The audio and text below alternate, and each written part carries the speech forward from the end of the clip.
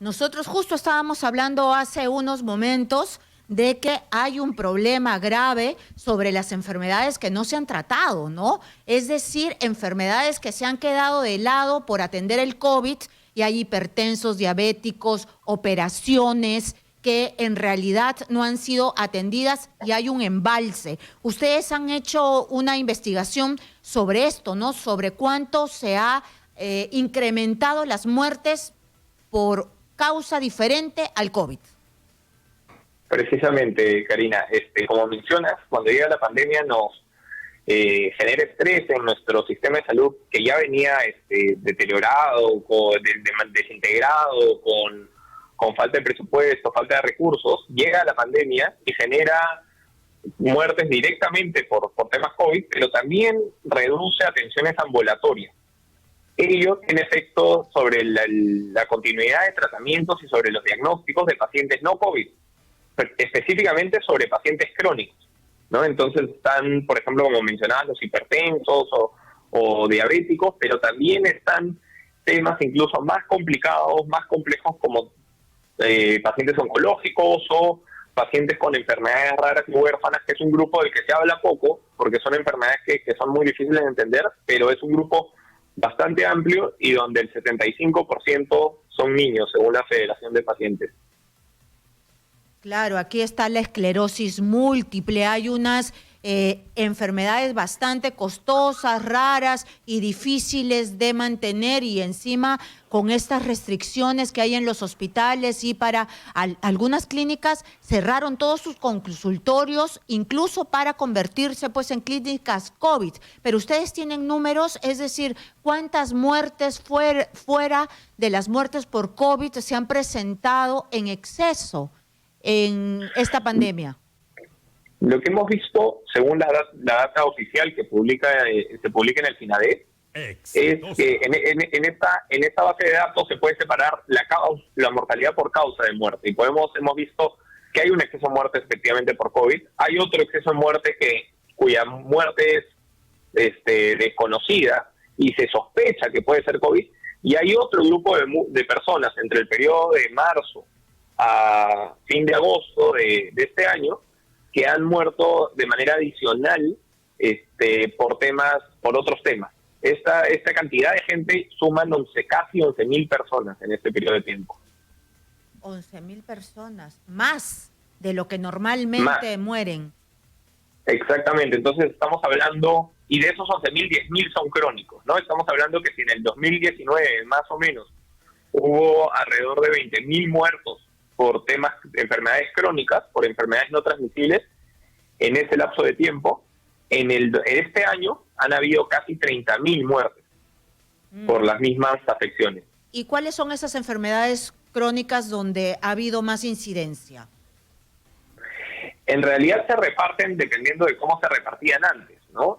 Nosotros nos hemos centrado en el estudio en algunas que son especialmente complejas y difíciles para las familias, que son enfermedades que requieren más gasto del Estado y de las familias, como el tema del cáncer, por ejemplo, que suele ser hasta 7 veces más costosa para las familias que otras enfermedades crónicas, así estén asegurados en el SID, y son además enfermedades complejas que se tienes que atender de Lima. Entonces es doble dificultad, porque el paciente, que muchas veces vive en provincias, tiene que trasladarse a Lima para su diagnóstico y para su tratamiento. Y en un contexto como el actual, sobre todo al inicio de la pandemia, donde no se podía movilizar, claramente abandonaron su tratamiento, ¿no? Y han generado este embalse del que hablábamos al principio. Se calcula que entre febrero a junio se han dejado de atender 70% de los casos. Y si lo proyectamos, proyectamos la recuperación en la atención hacia final de año, exacto, estaríamos hablando que en el 2020 se van a dejar de atender en una senda de recuperación optimista hasta 1/3 de casos de enfermos crónicos, ¿no? ¿70% qué significa en números? ¿Tienes tú cuantificado esto? Bueno, en el caso, por ejemplo, de pacientes oncológicos son 74.000 casos. Solamente de pacientes oncológicos. Entre febrero y junio, ¿no? Y en el caso de enfermedades raras y huérfanas suman más de 200.000 casos no atendidos en el mismo periodo. Qué abrumadora cifra. Entonces, claramente esto Esto ha generado mortalidad, pero también genera que los pacientes se recuperen más lento, que la tasa de que los diagnósticos no se realicen. Y esto es vital. Por ejemplo, un paciente oncológico que se demora un mes en ser diagnosticado, se reduce su tasa de supervivencia en 2 puntos porcentuales, ¿no? Entonces es vital en estas enfermedades, sobre todo, que se diagnostique rápido. Y un tema que también hemos verificado en este esfuerzo es las medidas que se están planteando en otros países y que también se están haciendo dentro del Perú, pero de manera aislada, que buscan un poco paliar esta situación, ¿no?, que vivimos. ¿Cómo? ¿Cómo se palea esto? Por ejemplo, hay salud, por ejemplo, tuvo una buena práctica de ampliar el tiempo de la prescripción de medicamentos hasta 60 días, ¿no? Lo cual hace que tú no tengas que ir a la consulta, buscar una consulta en ese momento, tratar de que te den una receta médica y que solo dure por 30 días, sino que duraba hasta 60 días. Eso es una buena práctica que se ha replicado en otros países de la región, pero es una práctica aislada de salud. No es un tema que se ve necesariamente en todos los hospitales del sector público. Y hay otros temas en los que lamentablemente luchamos contra temas estructurales de nuestra burocracia, ¿no? Por ejemplo, el tema de adaptar tratamientos médicos. El INEM trata de adaptar los tratamientos médicos de pacientes oncológicos para que puedan ser administrados en el domicilio del paciente y no necesariamente tengan que ir a la institución médica.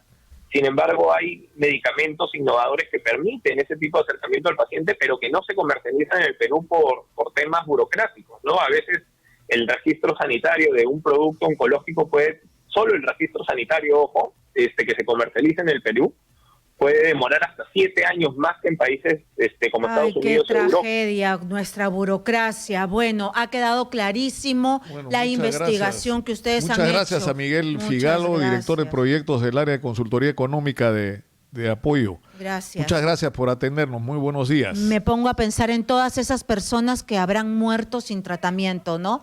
Sin tratamiento en su casa, sin que nadie los apunte en un registro. Exitosa.